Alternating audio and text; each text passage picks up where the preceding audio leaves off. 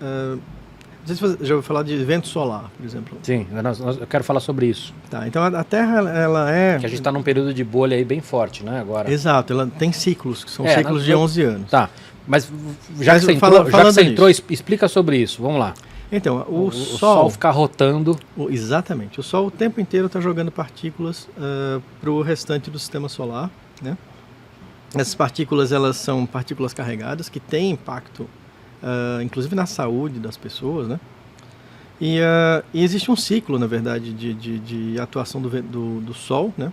Que é um ciclo de 11 anos. Então, a cada 11 anos, o Sol tem atividade muito forte. E aí tem aquelas explosões que faz aqueles rabichos lindos. Exatamente. E vai longe.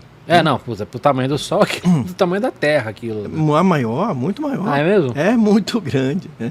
Então, essas coisas... É engraçado como a gente não tem as noções das proporções, do tamanho, né? Tem uns vídeos na internet muito interessantes que você pode ver, que eles mostram a proporção dos planetas, estrelas e tal. É muito legal. E, então, esse vento solar, ele tem um efeito que ele obviamente tem um efeito sobre a vida como a gente conhece, né? Mas ele também tem um efeito sobre outras coisas, sobre a atmosfera, por exemplo. Então, se um planeta tem um campo magnético muito forte, que é o caso da Terra, é o caso de Mercúrio, por exemplo, esse campo magnético, ele protege a gente dessas partículas que vêm do Sol. Tá. E ele desvia essas partículas em torno da Terra. Ele funciona como um escudo. Só para traduzir para quem está escutando a gente. Por exemplo, para evitar que a gente tenha câncer, porque a gente não tem... Exatamente. A gente não tem radiação cósmica chegando aqui, porque ela é filtrada pelo campo magnético terrestre. Isso. Mas além disso, você tem o campo magnético, como ele protege a Terra, ele impede que esse vento solar jogue para fora a atmosfera da Terra. Tem vários planetas que as pessoas acreditam que quando o vento solar bateu forte e não tinha campo magnético, ele levou a atmosfera do planeta embora, né? Então, no nosso caso, seria mortal. Seria mortal, seria terrível, porque a gente perderia exatamente essa capacidade de termostato que a Terra tem de manter a temperatura dela mais ou menos equilibrada, né? Então, estudar o campo magnético do passado também tem esse impacto da gente entender como é que esse campo variou ao longo do tempo, né? E nos momentos que o campo estava muito fraco, qual foi o efeito que ele teve sobre a vida, sobre o... Mas volta lá do GPS. Você falou do vento solar. Eu quero entender como é que o GPS tem algum tipo de interferência ou impacto por causa do campo eletromagnético ou da explosão solar aí. Então, e aí esses satélites que estão em torno da Terra, né, eles também são sujeitos a esse tipo de efeito. Eles podem sofrer danos em função da chegada de partículas carregadas. Entendi.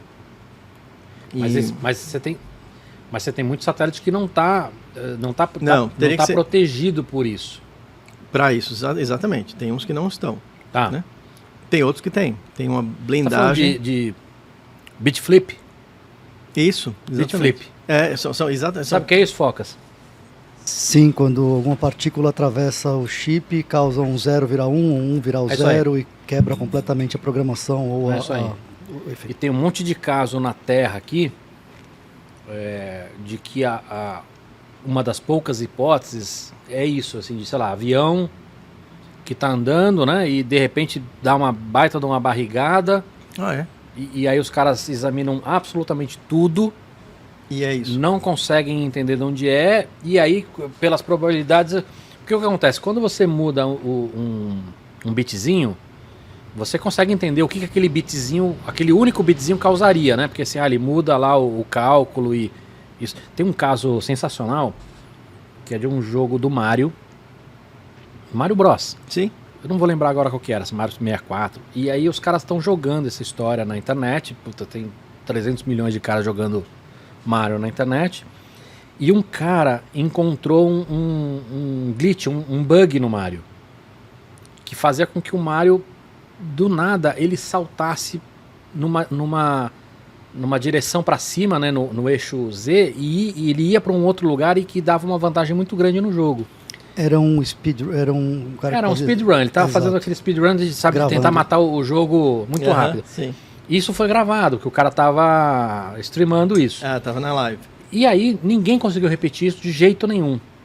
E aí os caras examinaram ali, os caras descobriram que se mudasse um único byte ali, isso mudaria a localização do Mario exatamente como aconteceu.